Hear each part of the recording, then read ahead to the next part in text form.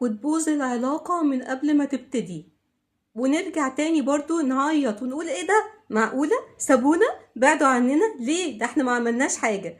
والحقيقة ان هي مشكلتكم من الاول ومن الاخر.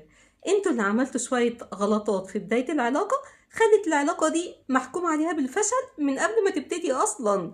يعني اي خطوة بنمشيها في العلاقة دي بتقربنا اكتر لانتهائها، مش العكس، مش بتخليها اقوى يعني. هي ان انت تفتح قلبك قوي، او انتي تفتحي قلبك قوي للشخص اللي بتتعرفي عليه او البنت اللي بتتعرفي عليها لاول مره، ان شاء الله يا رب يكون في محل وانتوا قاعدين مع بعض في النادي.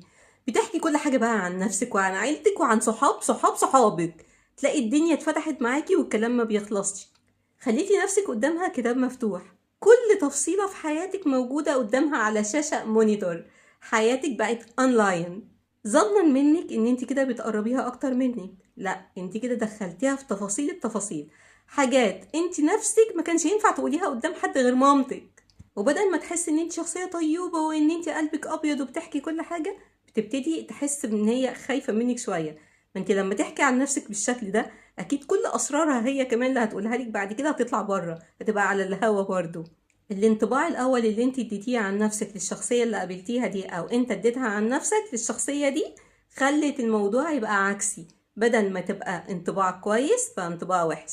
والانطباعات الاولى تدوم، مفيش حاجة بتتغير. يعني لو حاولنا بعد كده مليون سنة ان احنا نمسح العك اللي عملناه ده باستيكة ما بيتمسحش، خلاص الموضوع خلص. كمان من الغلطات ان انتوا تبينوا اللي قدامكم ان انتوا ضعفة وان انتوا محتاجين حد يسندكم. هتتسفلتوا، هيتداس عليكم رايح جاي. محدش بيسند حد، بالعكس كل واحد بيستغل نقطة ضعف اللي قدامه ويبرمجها في مصلحته هو. البنت بقى بتفتكر ان هي كيوت لما تبين ان هي ضعيفة للشخص اللي بتتعرف عليه، غلطة فظيعة هيسفلتك. محدش بيبقى سند لحد، انت اللي بتسندي نفسك بس. لما تبيني اللي قصادك ايا كان نوع العلاقه دي، حتى ولو اتنين صحاب اتقابلوا في محل، لما تبيني ان انت ضعيفه ده خلاص انطباع اتاخد عنك، وطول الوقت انت ضعيفه مهما عملتي بعد كده عشان تمحو الفكره دي اتثبتت وخلصت. يا جماعه نساعد نفسنا، وبدل ما نبين للناس سلبياتنا حاولوا تبينوا الجانب الايجابي منكم. انا مش فاهمه ايه المشكله ان احنا نعزز ثقتنا بنفسنا ونبين للي قدامنا ان احنا عندنا الثقة دي وجديرين بيها.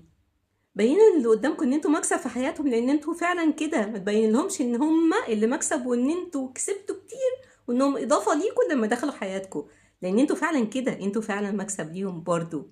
حاولوا تعززوا النقطة دي بقى. ناخد بالنا من الحاجات اللي بنعملها غلط في اول العلاقة لانها ايه، بتدوم.